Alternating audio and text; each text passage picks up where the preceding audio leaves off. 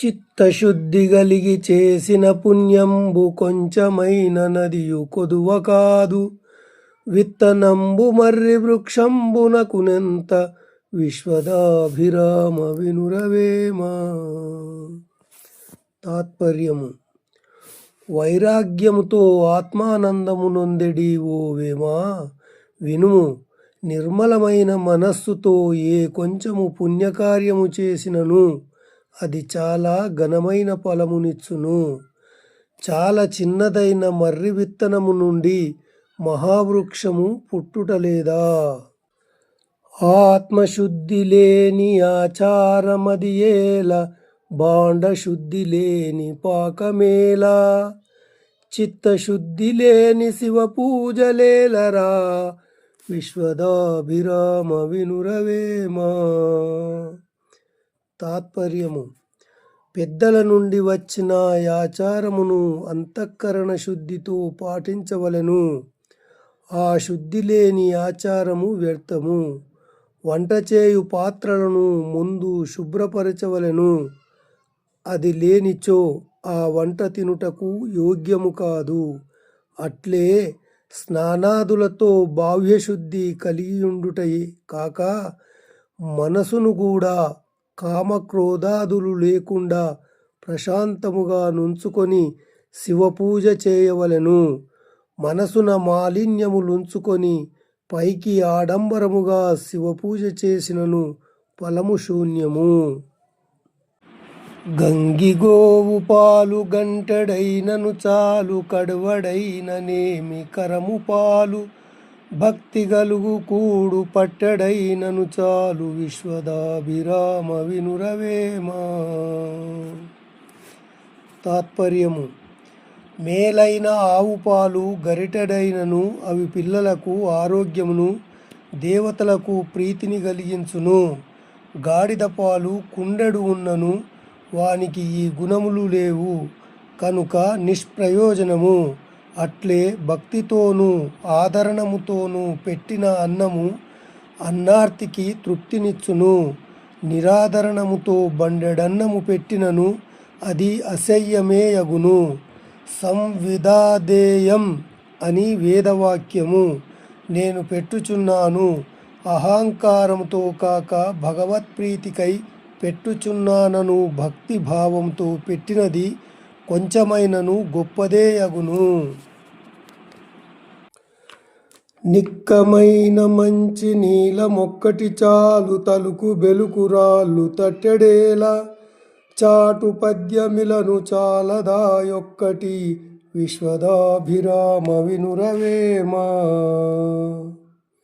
తాత్పర్యము: మంచి జాతి కలిగిన ఇంద్రనీలమణి ఒక్కటైనను చాలా విలువ చేయును.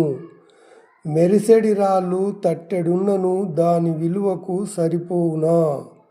సందర్భశుద్ధి కలిగిన అందమైన చాటు పద్యమొక్కటైనను 1,00,000 విలువ చేయును. కాని వట్టి చప్పని పద్యములు 100 యున్నను ఏమి లాభము? మిరపు గింజ జూడ మీద నల్లగనుండు, కొరికి చూడలోన చురుకుమనును. సజ్జనులగు వారి సారమిట్లుండురా, విశ్వదాభిరామ వినురవేమ.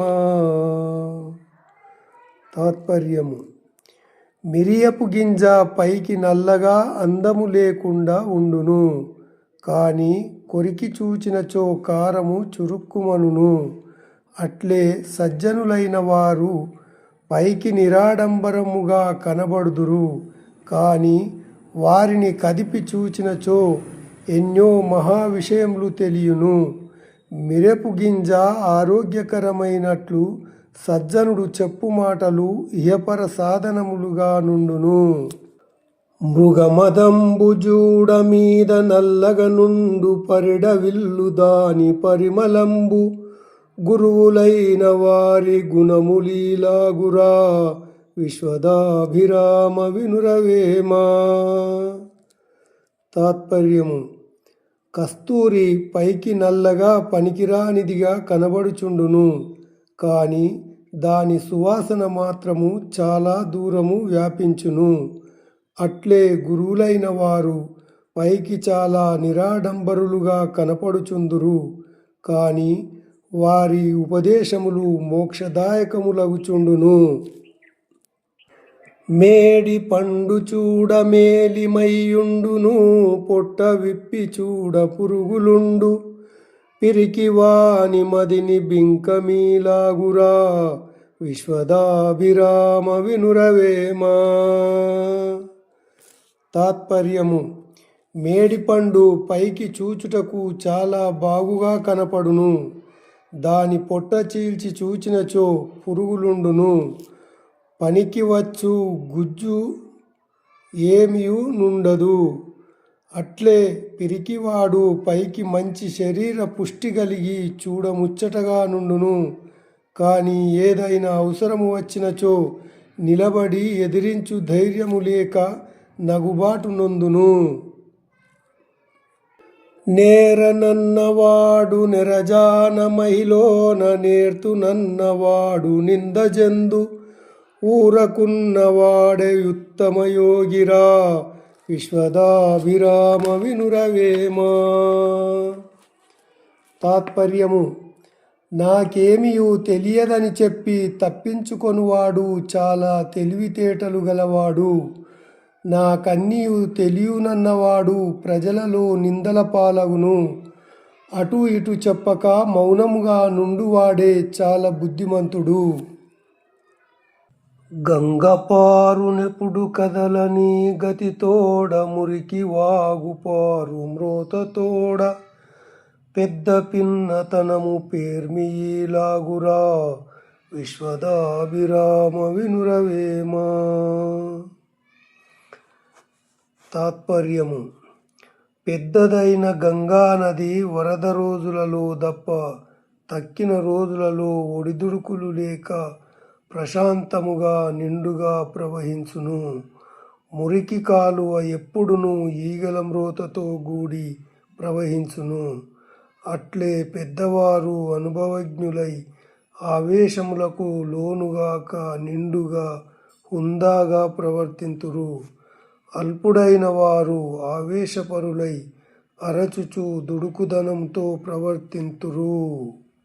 నిండు నదులు పారు నిలిచి గంభీరమై, వెర్రివాగు పారు వేగబొరలి, అల్పుడాడు రీతి నది కుండునాడునా, విశ్వదాభిరామ వినురవేమా. తాత్పర్యము: వరదలు లేని రోజులలో నదులు నీటితో నిండియుండి ప్రశాంత గంభీరముగా ప్రవహించును. అట్లే జ్ఞానులైన పెద్దలు వివేకముతో ప్రశాంతముగా మాటలాడుదురు. చిన్న సెలయేరు ఒడిదుడుకులతో ఒక్కసారి ఉధృతముగా ప్రవహించి అన్నిటినీ కూల్చివేయును. అట్లే అల్పుడైన వాడు ఆవేశపడి మాటలాడి కార్యములను చెడగొట్టును.